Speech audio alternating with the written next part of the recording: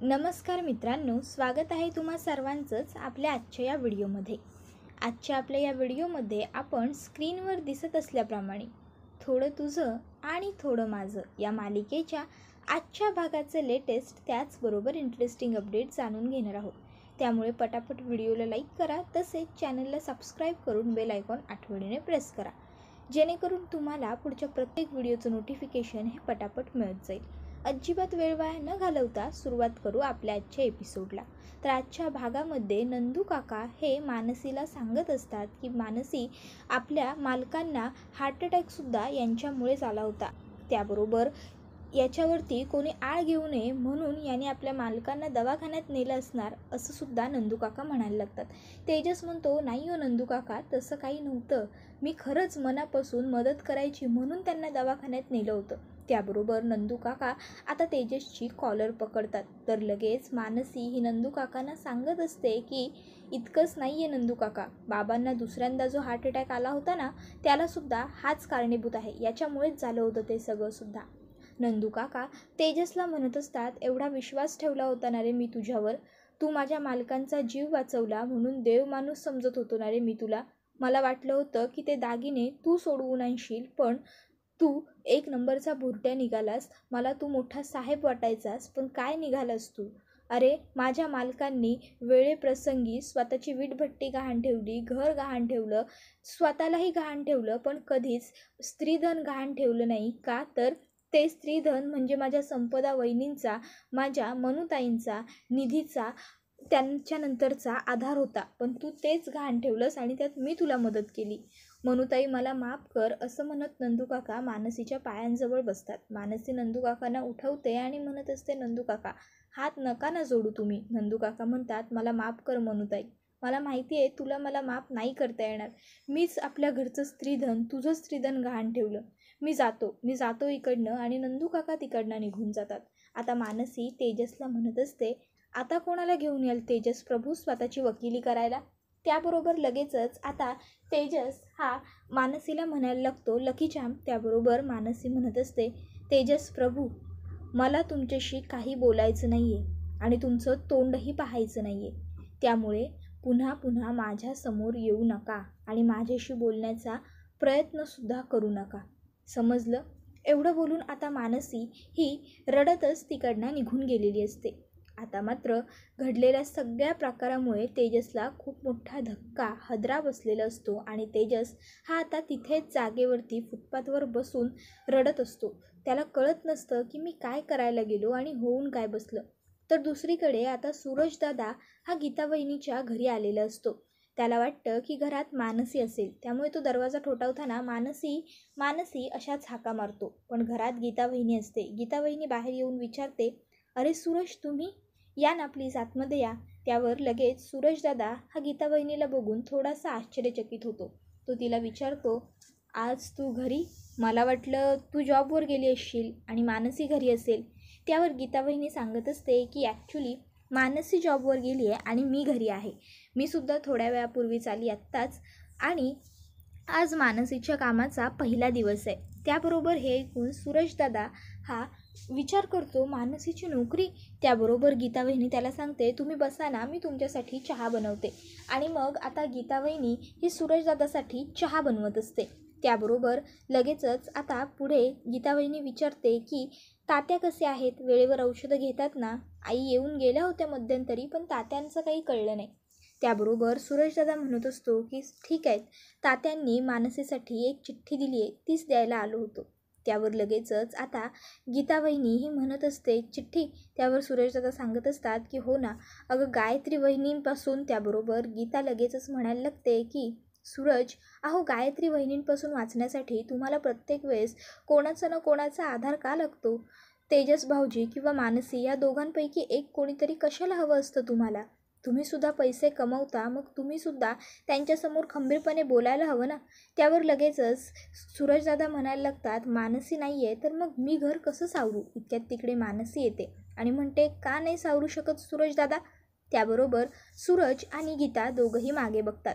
मानसी पुढे येते आणि सूरजदादाला म्हणत असते, सूरजदादा आपण जो व्यवसाय सुरू केला आहे तो आपण आपल्या घराला आधार द्यावा म्हणूनच सुरू केला आहे ना, मग आता तुम्हालाच खंबीरपणे आपल्या घरात जी अडचण आली आहे तिच्यामध्ये आणि आपल्या घरातल्यांमध्ये भिंतीसारखं उभं राहायचं आहे. आणि जर तुम्ही हे नाही करू शकलात ना, तर मी असं समजेन की तुम्हाला हिंमत देण्यामध्ये, तुम्हाला सक्षम करण्यामध्ये मी कुठेतरी कमी पडली आहे. त्यावर सूरजदादा हे मानसीला सांगत असतात की नाही गं मानसी, तू कुठेही कमी पडलेली नाही आहेस, खरंच. त्यावर मानसी म्हणत असते हो ना. मग सूरजदादा प्लीज, आता आपल्या घराला तुमच्या आधाराची गरज आहे आणि आपण जो चॉकलेटचा व्यवसाय सुरू केला आहे तो तुम्ही पुढे चालू ठेवा, तुम्ही ऑर्डर्स घ्या ना. सूरजदादा म्हणतो अगं मानसी, तूच नाही आहेस तर काम कसं होईल.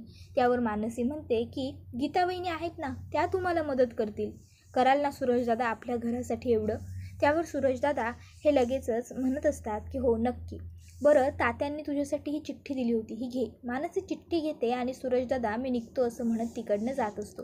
त्याबरोबर गीता वहिनी लगेचच सूरजदादाला पुन्हा हाक मारते, सूरज, चहा चहा तरी घेऊन जा किमान. त्यावर सूरजदादा हसत म्हणतो नाही नको, मला घर सावरायचं आहे, आणि लगेचच तिकडनं निघून जातो. आता सूरजदादा तर तिकडनं निघून गेलेला असतो, पण त्याने तात्यांची जी चिठ्ठी मानसीला दिलेली असते, मानसी लगेचच चिठ्ठी घेऊन वाचायला सुरुवात करते. आता तात्यांनी चिठ्ठी लिहिलेली असते, त्यामुळे मानसी आणि गीता दोघीसुद्धा भावूक होतात. आता जाणून घेऊया चिठ्ठीत काय लिहिलेलं असतं. मनुताई, मी तुला घरी परत ये असा आग्रह नाही करणार, कारण तू जे वागतेस ते अगदी योग्य आहे. पण तरीसुद्धा एक गोष्ट सांगतो, तू ज्या औषधं गोळ्या पाठवल्यास त्या मी वेळेवर घेईन.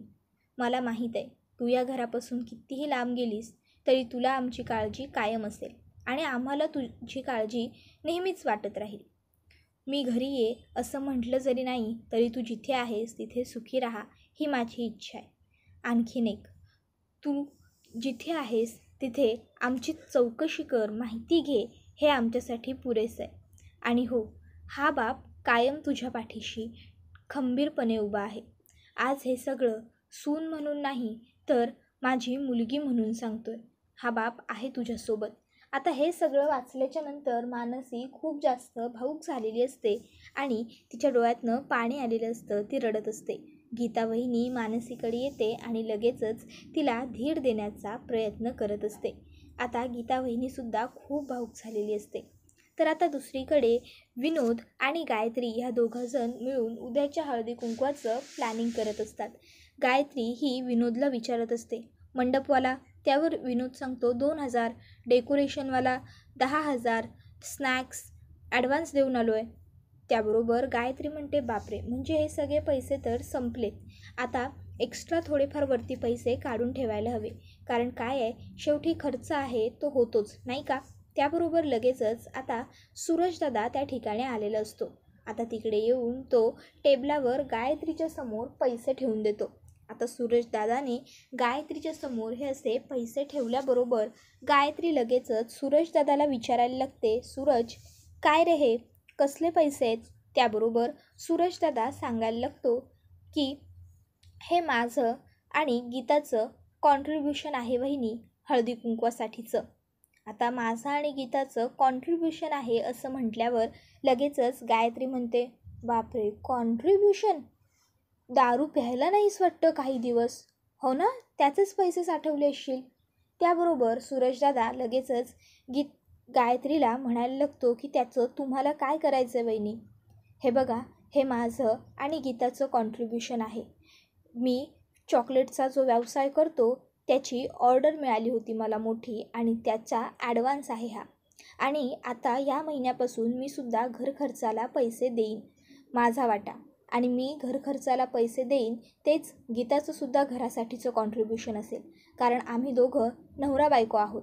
आणि त्यामुळे गीता हळदी कुंकवाला येणार, ह्या घरची सून म्हणून ती प्रत्येक वेळेस असणार, कारण ती माझी बायको आहे. आज आयुष्यात पहिल्यांदा सूरजदादाने एवढ्या ठामपणे गायत्रीसमोर आपलं मत व्यक्त केलेलं असतं, तिला उत्तर दिलेलं असतं. पण आता मात्र गायत्रीला खूप राग आलेला असतो. गायत्री म्हणत असते, अरे तू चॉकलेटचं काम करशील रे, पण जिने हा व्यवसाय तुला सुरू करून दिला तीच नाही आहे, मग आता तुला कसं काय जमेल हे सगळं करणं. आता खरं तर मुद्दाम गायत्री सूरजदादाचा आत्मविश्वास हलकं करण्यासाठी हे सगळं बोलत असते. सूरजदादा म्हणतो, त्याचं तुम्हाला काय करायचं आहे वहिनी, ते मी माझं बघून घेईन. तुम्ही हे पैसे घ्या, हे माझं आणि गीताचं कॉन्ट्रीब्युशन आहे. त्यावर लगेच आता गायत्री म्हणायला लागते की म्हणजे तिची एंट्री फ्री का? त्यावर लगेच सूरजदादा म्हणतो नाही, कॉन्ट्रीब्युशन, आणि तिकडनं निघून जातो. त्याबरोबर लगेचच आता इकडे गायत्री हिला खूप जास्त राग आलेला असतो.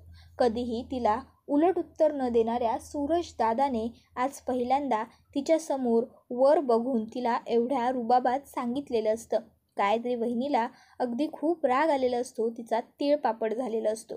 तर दुसरीकडे आपला तेजस हा फायनली घरी आलेला असतो. घरी आल्या तो थेट आपल्या खोलीमध्येच निघून येतो. आता खोलीत आल्यावर त्याला मानसी बोललेले सगळे शब्द अगदी जसेच्या तसे आठवत असतात. मानसीने त्याला सांगितलं होतं की मला तुम्हाला भेटण्याची बोलण्याची अजिबात इच्छा नाही आहे, मला भेटण्याचा पुन्हा प्रयत्नसुद्धा करू नका. आणि हे ऐकून तेजस थोडा रडत असतो. तर संपतराव त्याला सांगतात, रडा रडा तेजस साहेब, रडा. पुरुष आहात म्हणून रडणं सोडू नका. मन मोकळं करून मोकळेपणाने रडून घ्या, मग बघा तुम्हाला जरा कसं हलकं वाटेल ते. त्याबरोबर तेजस म्हणत असतो की आता कोणाच्या खांद्यावर डोकं ठेवून रडू? संपतराव, तुमची मुलगी होती त्यावेळेस तिच्या खांद्यावर डोकं ठेवून रडलो होतो, पण आता तर तीसुद्धा माझ्याबरोबर नाही आहे, कोणीच नाही आहे माझ्याबरोबर. कोणाच्या खांद्यावर डोकं ठेवून रडायला सांगा ना ते तरी. अहो, आज तर लकीचामनी मला स्पष्टपणे सांगून टाकलं की मला भेटण्यात बोलण्यात काहीही रस नाही आहे त्यांना. संपतराव, अहो आज तर नंदू काकांनीसुद्धा, तुम्हाला माहिती आहे ना सगळं खरं, तुम्हाला माहिती आहे ना हकीकत, मग तरीसुद्धा का नाही आलात तुम्ही माझ्याबरोबर? संपतराव, मी तुमच्यासमोर हात जोडतो, तुमच्या पाया पडतो, पण तुम्ही जाऊन समजवा ना मानसीला. अहो मनूताई आहे ना तुमची, ऐकेल तुमचं, बोला त्यांच्याशी तुम्ही जाऊन, नक्की ऐकतील तुमचं. खात्री आहे मला की मी तुमच्याबरोबर वाईट वागलो म्हणून तुम्हाला माझा राग आला आहे आणि म्हणून तुम्ही माझ्याशी असं वागताय. तसं नका करू संपतराव, प्लीज, असं म्हणत तेजस हा संपतरावांच्या पायावरती डोकं ठेवतो आणि आता ढोपरावर डोकं ठेवून तो रडत असतो. तर आता दुसरीकडे संपतराव विचार करायला लागतात की आपल्याला काय बरं करता येईल. तर दुसऱ्या दिवशी आता हळदी कुंकू असतो आणि हळदी कुंकवाची तयारी ही आई करत असते आणि आपला तेजस हा आईला मदत करत असतो. आता आई सांगते, तेजस जरा फुलं घेऊन ये रे. त्याबरोबर त्या ठिकाणी लगेचच गायत्री येत म्हणते, आणली आहेत फुलं वगैरे सगळं घेऊन आली आहे मी सासूबाई, हे घ्या. अरे तेजस, तू काय रे, बायकांचा कार्यक्रम आहे ना हा, मानसी येईल, तू जा, असं मुद्दामून गायत्री तेजसला म्हणते. अरे हो, मानसी येणार नसेल नाही का, मग काय तू मानसीची कमी पूर्ण करायला आलायस का इथे? नाही, म्हणजे जर तू येणार आहेस हे मला माहीत असतं ना, तर मग मी माणसं कामाला लावून हे सगळं डेकोरेशन वगैरे करून घेतलंच नसतं, तुलाच कामाला लावलं असतं काय. आता मुद्दामून गायत्री तेजसला असं म्हणत असते. त्याबरोबर आता मात्र तेजसला गायत्रीचा राग येत असतो. तर आता पुढे तेजस हा गायत्रीला म्हणत असतो, येणार, लकीचाम नक्की येणार. त्याबरोबर गायत्री ही तेजसला म्हणत असते, नाही येणार रे ती. त्याबरोबर तेजस पुन्हा एकदा गायत्रीला सांगतो, लकीचाम येणार आणि या गोष्टीवरती मला ठाम विश्वास आहे. त्याबरोबर लगेचच आता गायत्री ही म्हणायला लागते, आई उठा, तुम्ही उठा, मला सासूबाई तिथे बसून तयारी करू द्या. अहो शेवटी माझ्या एकुलत्या एका नंदेचं हळदी कुंकू आहे ना. आता येतील तिच्या 2 भावजया मानसी आणि निधी, त्यांचं स्वागतही करायचं आहे ना मला. मी मानसी आणि निधी म्हणजे आभाच्या दोन्ही नंदांचं भावजयांचं अगदी छान स्वागत करेन हा.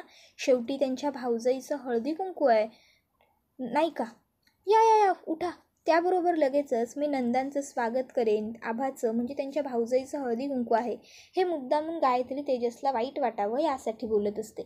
तर लगेचच आता आई ही खाली उतरल्यावर तेजसकडे येत त्याला सांगत असते की तेजस, अरे नाही येणार मानसी हळदी कुंकवाला, जा तू इकडनं, बायकांचा कार्यक्रम आहे हा, आपल्या घरातला एकतरी कोणी पुरुष आला आहे का इथे, मग बाळा तू तरी कशाला थांबतोयस, तू जा, नको थांबू इथे, मानसी नाही येणार रे आज.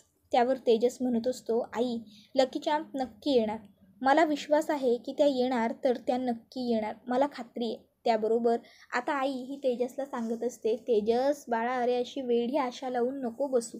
मानसी खरंच नाही येणार रे आज, नको थांबू इथे, जा तू, जा बाळा. त्याबरोबर मात्र आता तेजस हा आईला म्हणत असतो, आई मला खात्री आहे लकीच्या नक्की येणार, माझा विश्वास आहे त्यांच्यावरती, त्या येणारच. त्याबरोबर लगेचच आता इकडे गायत्री ही म्हणायला लागते की अरे तुझा तिच्यावर विश्वास आहे रे, पण तू तिचा विश्वासघात केलास त्याचं काय, नाही येणार ती. आणि जरी आज मानसी इथे आली ना तरी ती मानसी तेजस प्रभू म्हणून नाही, तर मानसी संपतराव सणस म्हणून येईल, समजलं. त्याबरोबर लगेचच आता ती म्हणायला लागते की ती खरं तर येणार नाहीच. बरं ते सगळं सोड, तू रिकामाच आहेस ना, मग एक काम कर, माझा आणि सासूबाईंचा एक चांगला फोटो काढ. तसंही काय आहे, माझा आणि सासूबाईंचा एकही चांगला बरा फोटो नाहीच आहे, हो की नाही सासूबाई. तुम्ही लग्ना अगोदरच तुमच्या लाडक्या मानसीबरोबर भरपूर फोटो काढून घेतले होते, पण आता त्यांचा काही उपयोग नाही ना. शेवटी सगळे फोटो फक्त आठवणी म्हणून उरल्या. आता खरं तर मुद्दामून गायत्री ही तेजस आणि आईच्या जखमेवरती मीठ चोळत असते. आता ज्यावेळेस गायत्री हे असं बोलते त्यावेळेस मात्र आईचा चेहरा हा पडलेला असतो, तिला खूप वाईटही वाटलेलं असतं. त्यानंतर आता हळदी कुंकवाची वेळ ही जवळ आलेली असते आणि आता हळदी कुंकवासाठी शोभा, आभा आणि बायकासुद्धा जमा झालेल्या असतात. शोभा म्हणत असते, आपल्या विहीनबाईंचं स्वागत कसं करायचं हे तुम्हाला माहीत आहे ना. त्याबरोबर लगेचच आता आई विचारते काय करायचं आहे. त्यावर शोभा सांगते, अहो असं काय करता, माझे पाय धुवून मला आत घ्याल ना तुम्ही. त्याबरोबर आई म्हणते, हो हो चालेल ना, मग काय झालं, धुते की मी तुमचे पाय. आणि मग लगेचच ती पाण्याचा तांब्या आणायला लावते.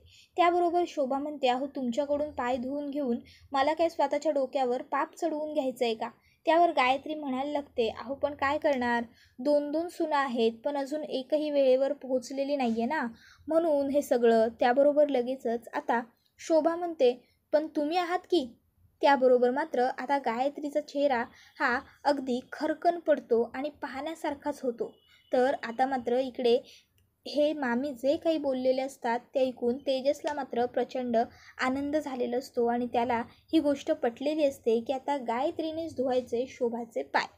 त्याबरोबर हा व्हिडिओ तर इथेच संपतो, पण मित्रांनो पाहणं तर हे जास्त इंटरेस्टिंग ठरणार आहे की आता मानसी ही हळदी कुंकवाला आल्याच्या नंतर गायत्री ही हळदी कुंकू शांतपणे पार पडू देईल की पुन्हा एकदा हळदी कुंकवात काहीतरी राडे करेल. तुम्हाला काय वाटतं ते आम्हाला कमेंट करून नक्कीच सांगा. त्याचबरोबर आपल्या व्हिडिओला लाईक करा, तसेच चॅनलला सबस्क्राईब करून बेल आयकॉन आठवणीने प्रेस करा, जेणेकरून तुम्हाला पुढच्या प्रत्येक व्हिडिओचं नोटिफिकेशन मिळत जाईल आणि सर्व व्हिडिओंचा आनंद हा उत्तम पद्धतीने घेता येईल. आपला हा व्हिडिओ तुमच्या जास्तीत जास्त कुटुंबियांबरोबर तसेच मित्रपरिवारांबरोबर सुद्धा नक्की शेअर करा, जेणेकरून त्यांनासुद्धा आपल्या छान छान व्हिडिओंचा आनंद घेता येईल.